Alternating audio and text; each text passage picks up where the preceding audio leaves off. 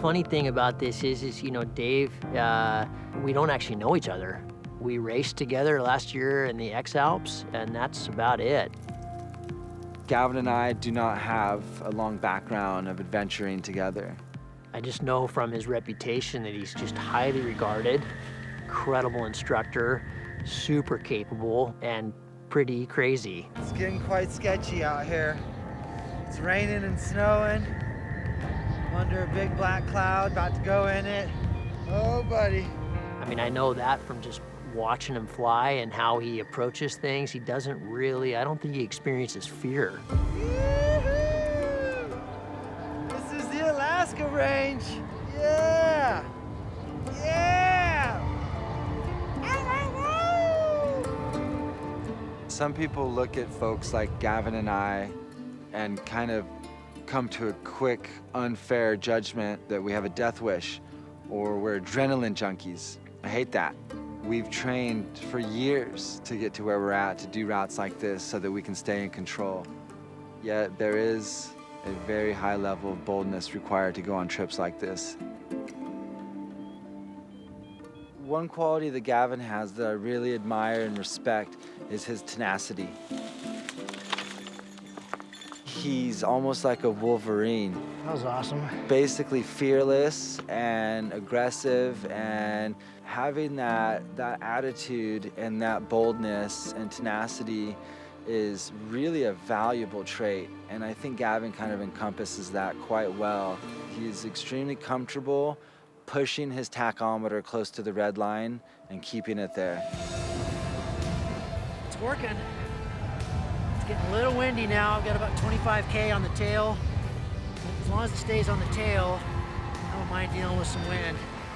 I've got 10 years on Dave. I mean, I think physically we're matched up pretty well, but he's super tall. He's way faster than I am on flat ground just because he's got this huge gait. So his steps are like a third bigger than mine. I've almost got to run to keep up with him on the ground when he's just kind of loping along. It's not often that being short has its advantages, but I'm learning that being short in this terrain is actually helping me out because I can kind of duck through stuff and crawl through stuff where it's really hard for him.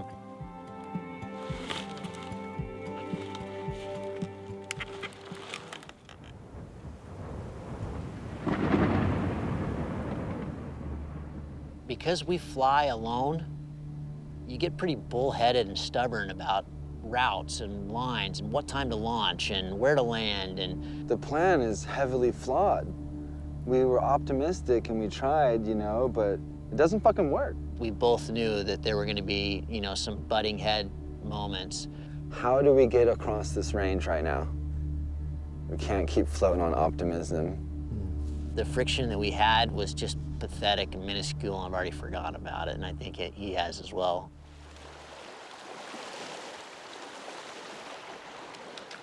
Dave's like Grizzly, he's like the modern day Grizzly Adams. He can fish, he can hunt.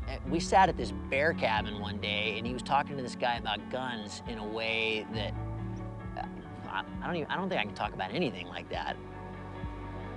He really has clearly grown up with parents and grandparents that hunt and fish and spend time outdoors. I will say about Dave is he pushes on. That dude's got a lot of inner strength, you know. He doesn't complain, he just keeps moving, and he's a strong dude.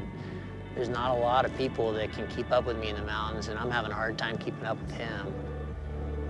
I got a lot of respect for him and his strength and his will, and he gets it. He likes being out here. He doesn't mind living in the dirt for 3 weeks. He'd be perfectly willing to live in the dirt for 3 more, I'm sure.